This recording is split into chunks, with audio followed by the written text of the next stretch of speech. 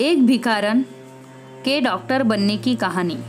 एक गांव में जगन नाम का एक भिखारी अपनी लड़की गौरी के साथ रहा करता था। गौरी की माँ की मृत्यु गांव में फैली हुई बीमारी से हो चुकी थी। जगन को आंखों से कम दिखता था। इस वजह से उसे कुछ भी काम नहीं मिल रहा था। आखिर वह मजबूरी में पेट भरने के लिए गौरी को अपने साथ भीख मांगने गांव में लेके जाता था। गौरी को भीख मांगना पसंद नहीं था, उसको पढ़ाई करना पसंद था। जब भी गौरी अपने पिता के साथ गांव में भीख मांगने सरपंच के घर जाती थी, तब सरपंच के बेटे राजू को पढ़ाई करके हुए देखकर गौरी को बहुत बुरा लगता था। वह मन ही मन सोचती कि काश मैं भी पढ़ाई कर सकती। सरपंच की पत्नी रोज गौरी को देख के ताना मारती थी। उस दिन सरपंच की पत्नी राजू को बोली कि दरवाजे पर जो भिखारी आया होगा उसे बासी खाना दे और जाने को बोल। सरपंच की पत्नी बोली कि गांव में एक भी हॉस्पिटल नहीं है और इस भिखारी लोगों की महामारी जैसी बीमारी मेरे बच्चों को लग गई तो मैं क्या करूंगी। इन सब बातों को सुनकर वह बहुत दुखी हो गई और घर चले गए।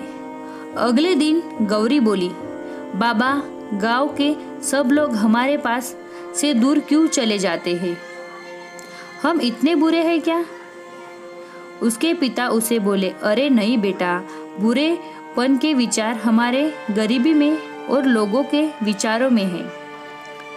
फिर गौरी बोली कि बाबा, एक दिन मैं डॉक्टर बनूंगी और आपके आंखों का इलाज करूंगी। गांव में एक हॉस्पिटल बनाऊंगी। उसके पिता बोले कि गौरी, हमको 2 वक्त की रोटी भी मुश्किल से मिलती है और यह सपना तो श्रीमंत लोगों ने देखना चाहिए।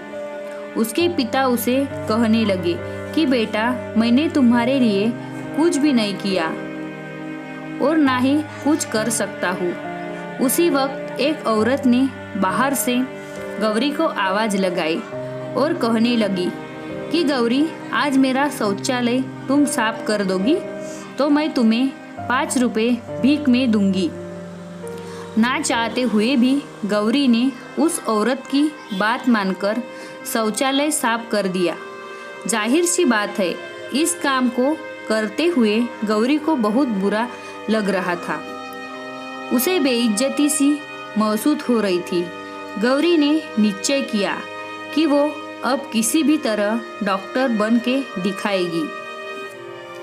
फिर एक दिन गौरी उसके पिता को लेकर मंदिर गई और उस मंदिर के पास एक रहीम चाचा रहते थे। गौरी उसके पिता को रहीम चाचा के पास छोड़कर आई।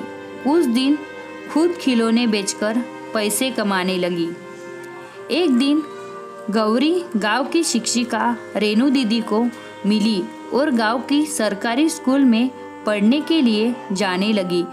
रोज गौरी स्कूल से आकर खिलौने बेचकर पैसे कमाती और अपने पिता को भी संभालती। गौरी रात रात भर पढ़ाई करके स्कूल में अच्छे मार्क्स लाके पास होने लगी। यह सब देखकर सरपंच की पत्नी और गांव वाले आश्चर्यचकित हो गए। वह सब गौरी और उसके पिता जगन से जलने लगे। सरपंच की पत्नी सोचती है कि यह भिखारी लड़की कैसे पढ़ाई करके डॉक्टर बनती है, मैं भी देखती हूँ।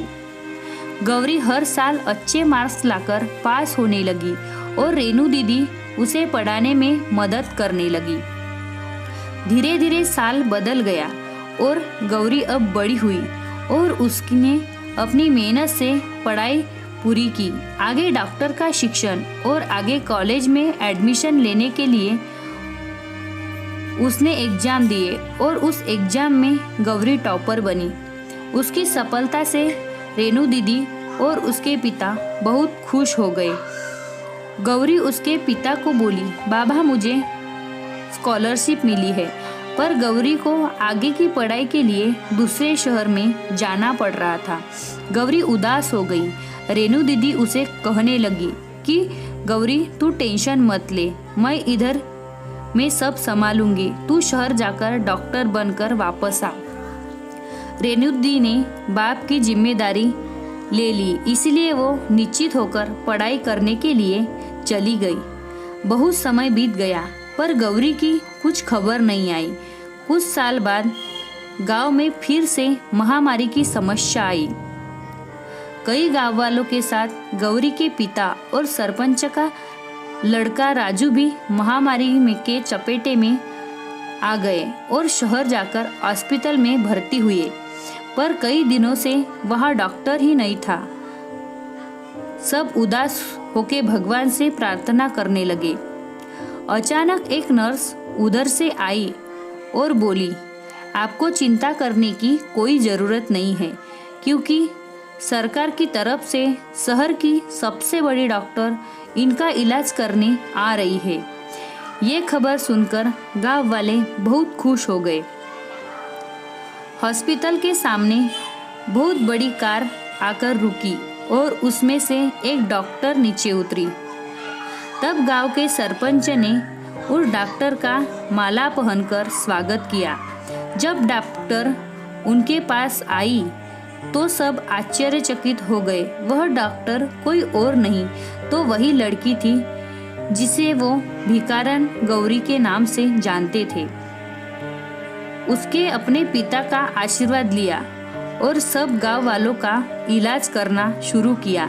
गौरी के इलाज करने के कुछ दिन बाद सब गांव वाले बीमारी से ठीक हो गए।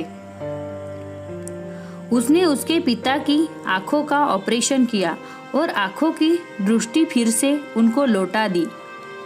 गौरी की मेहनत से वह सब गांव वाले उस बड़ी बीमारी से बच गए। वैसे ही सरपंच और गांव वाले आपस में चर्चा करने लगे। गौरी पर उन्होंने जो अत्याचार किया थे उस पर उन्हें पछतावा होने लगा। सब ने गौरी से माफी मांगी और माला पहनाकर उसके नाम का जय जयकार किया। यह दृश्य देखकर गौरी के पिता को उस पर गर्व महसूस हुआ। इस कहानी से हमें यही सीख मिलती है कि गौरी की तरह मेहनत और दृढ़ निश्चय से कष्ट किए तो सफलता अवश्य मिलेगी। जिस तरह कमल भले ही कीचड़ में खिलता है, लेकिन उसके गुणों के कारण भगवान के सिर पर स्थान पाता है, हमें भी हमारी परिस्थितियाँ और संसाधनों की कमियों के कारण जीवन में पीछे नहीं हटना चाहिए। एक अच्छा लक्ष्य निर्धारित कर उसके लिए जी जान से मेहनत करनी चाहिए। दोस्तों, आपको ये कहानी पसंद आ गई, वीडियो को लाइक करते, चैनल को सब्सक्राइब करो।